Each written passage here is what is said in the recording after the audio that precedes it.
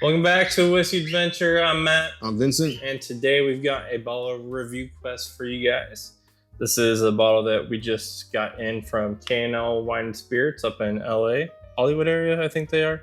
They have a few locations. They actually have one in San Francisco too, I guess. But this is a pick that they did, and this is from the Old Malt Cask. I'm assuming they're a NDP over in Scotland or something. But it was distilled at Glengoyne Distillery, and this is a 16-year-old Scotch. And this is coming in at cask strength, 58.7% ABV or 117.4 proof. Nice. And I believe that this is a first fill sherry, strictly just first fill sherry aging. I don't think there was any bourbon aging involved in this. And Glengoyne is a highland Scotch, so oddly enough, there's actually like no peat in here from what I've had. So, well, I've had Glengoyne 12, regular 12 before, and it's actually pretty good. Yeah. Okay. I know Rowdy's a big fan of Glengoyne. He went to the distillery and did some stuff there. So nice. Yeah, but this has been resting for 14 minutes. A few minutes shy of the 17 mark, but we'll just get into the nose here for now. All right. First impression is overripe fruit. And I'm definitely getting the fruit on there. I mean, ripeness, it could be on it could be bordering up there. The sherry is there, but it's kind of like on it's very muted. Yeah, it's very much on the bottom of the nose. You get a lot of that honey that you would typically get, in a Speyside or some Highlands. Yeah. Yeah, I'm definitely getting a good honey note right there, about mid on the nose. Okay. I mean, right before the small sherry note. Yeah. Getting some pear and apple, like a red apple. Okay, I agree with you on the red apple.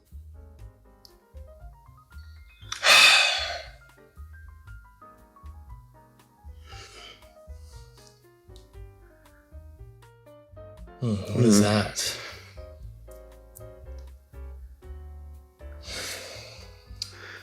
It's another type of fruit, maybe like a white grape.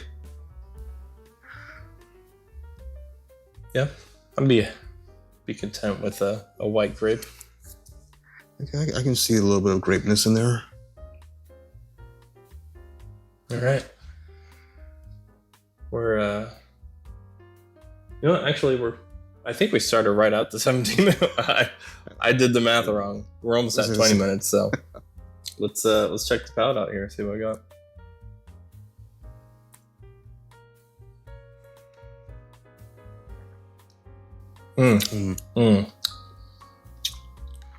This is non-chill filtered, non-colored, by the way.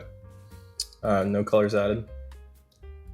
I've had this 2 previous occasions, and the 2 previous days I got it on. Today's Saturday, and I got it on Thursday. So I tried it Thursday. I felt like my palate was kind of off. Maybe it also just needed a day to open up as well. Could be. It was much better yesterday, and today is probably the best it's tasted.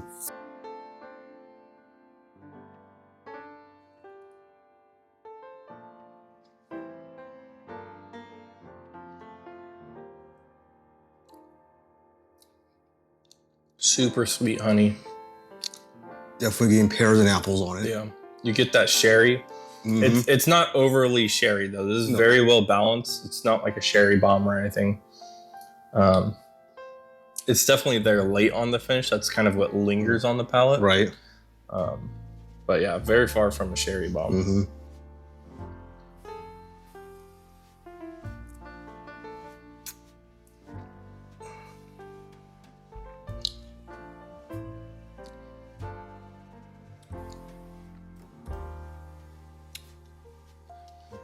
Not really sure I'm picking up anything else. No. I really need to get some heather just so I can see what heather smells like, because that's supposed to be a pretty common, especially in like peated Scotch. It's pretty common. I actually reviewed one last night. You guys will probably see that short before you see this, but I feel like what I was smelling on the nose was heather, but again, I've never smelled heather, so I don't really know, but the imagination, you know, you can imagine. Oh no, don't give me started imagine with that name. I've dated 3 Heathers in my life. Oh boy. You always seem to have dated women where their name could be something whiskey related too. Yeah, I've had sherry. I've had healthy dose of water here, because this is old and finished. So see what that did. And it's a lot higher proof than your traditional Scotch you got off the shelf. Yeah, exactly. Okay, I feel like the honey and the overripe fruit really came forward a lot. Yeah, the honey came forward on me. And it's a nice sweet honey. It's not overbearing though. Yeah, the sweetness is definitely tuned down a little bit. This is what I would like if you were to give me like a regular 92 proof Scotch off the shelf, $60. This is what I would probably assume it would smell like. By the way, normally this was initially $110 at K&L. It's actually on sale right now for $63, I think, before shipping and tax. So really damn good deal. They have a whole bunch of them as well. So I'll put the link in the description of this video if you guys want to buy a bottle. We ended up splitting it 3 ways actually, just because we didn't want to commit to a whole bottle if we didn't know what it tasted like. And also it's nice to be able to split the shipping 3 ways as well. Makes it a little bit more worth it to have it get shipped. So, you know, we've said it before, but anytime you guys can split bottles with a friend, assuming you can get more of that bottle, that's really just the best way to go. Because that way you're going to know, you know, maybe 2 people like it, 1 people doesn't. Well, that person just saved 60% of the cost, you know, or maybe you did like it a lot and you need a bottle. Well, yeah, it's still there available. Yeah, exactly. So, all right, let's check out what water did to the palate.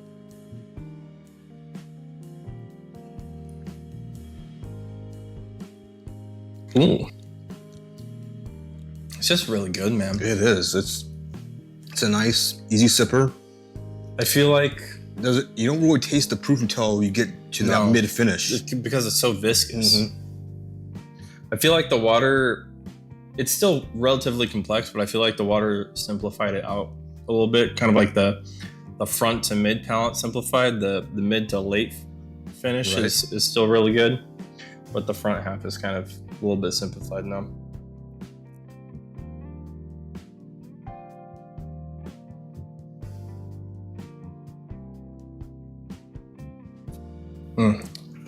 Still damn good though. Damn fucking good Scotch. Especially, it was like $87 shipped for a cask strength. Yeah. 16-year-old Scotch, and can't complain about that price. No, I mean, normally the Port Charlotte 10-year heavily peated is around that price at certain stores, you know. So I'd rather have this than that. I agree, and I like that bottle. Same here. Pretty good amount. Port Charlotte's pretty good. Yeah. But then again, you're comparing Isle Scotch versus a Highland Scotch. And I'm more of a Highland guy. But yeah, this is really good, guys. Definitely very fucking good. If you like Scotch, you like sherry finished Scotch, you like unpeated Scotch. Even if you don't, maybe again, split it with friends. You might find that you like this bottle a whole lot.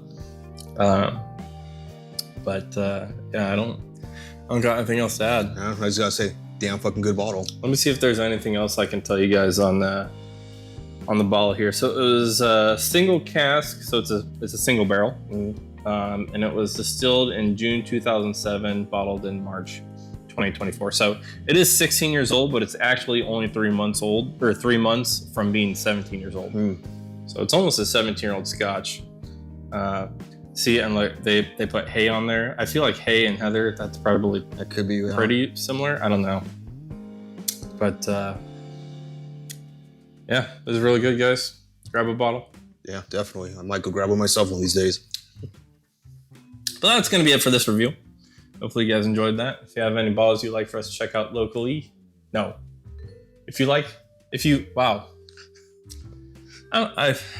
it's been a rough day. Yeah, okay. We'll catch you guys next time.